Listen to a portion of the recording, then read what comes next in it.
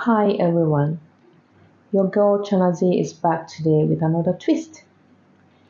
So we are going to be cooking some Nnang Tarreh or cocoyams and bitter leaf porridge, and this is what it looks like. It has this exotic taste which you just don't want to miss for any reason. So let's dive right in. We would be needing some cocoyams. I have two large and two medium sizes. Some bitter leaf. I have dried bitter leaves which I soaked overnight. Some meat. I went for beef, and we will go with some dried fish. You can choose any meat and fish of your choice. We have some fulong or country onions, some salt. I went for pink salt, um, a medium-sized onion, a thumb-sized ginger, and one pepper. It's optional. You can choose to add more. Crayfish, and here we have seasoning cubes, which is also optional, some Eden fruit or four corner, as we call it back home. And this is what country onions looks like.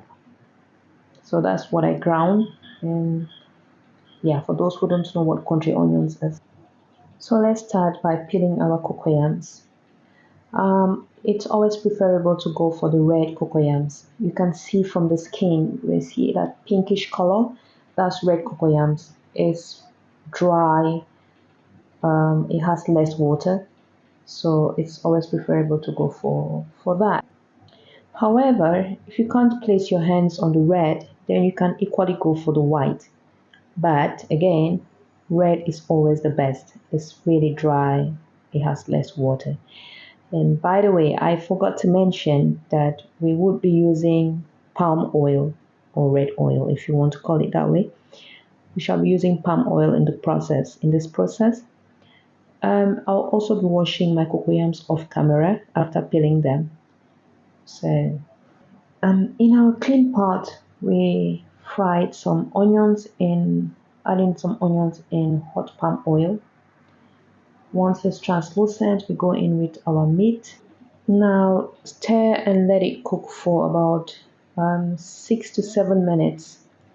Frying the meat doesn't only give this extra taste to the meat, it also helps to hold the meat together so it doesn't shred when we stir what in the cooking process, because there'll be a lot of stirring and the cooking process is quite long. Now in the same pot we're gonna add in our cocoyams and stir fry for a few minutes. We stir fry our cocoyams for a few minutes, then we add in some water, add in our bitter leaf, and we also add our blended spices, going with our crayfish, dried fish, fulong or country onions. We put everything together, add in some salt, uh, stir until it's properly mixed. Once everything is mixed together, then we let it cook for about 15 minutes. Then we add in our meat. Now, once we add in our meat, we are going to let it cook for at least 45 minutes. This will help avoid this itchy sensation, because cocoyams do itch when they are not properly cooked. So to avoid this, we really need to cook the cocoyams for at least 45 minutes. Now our water is almost completely gone. So to have a perfect Nnang Tarreh, you don't need to have any drop of water in your food. Like, the water needs to be completely dry and all you have is oil. So our cocoyams are swimming in palm oil, and this is what a perfect Nnang Tarreh looks like. You don't need to have any drop of water. Guess what?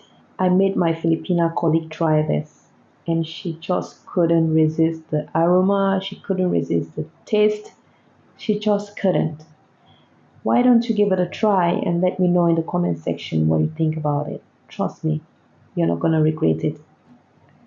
So once your Nnang Tarreh is ready, Just let it sit for about 15 to 20 minutes. And the cocoyam is going to absorb all this oil. It's going to absorb this oil. And when you cut open one cocoyam, the color is so beautiful. The color is so beautiful. The mix of the white and the red palm oil and the bitter leaf is so beautiful. But I just couldn't wait for that. I was just craving to have it that I couldn't wait for that moment. The aroma couldn't let me do it. Please kindly subscribe to my channel. Thanks for watching and see you in the next one. Bye bye.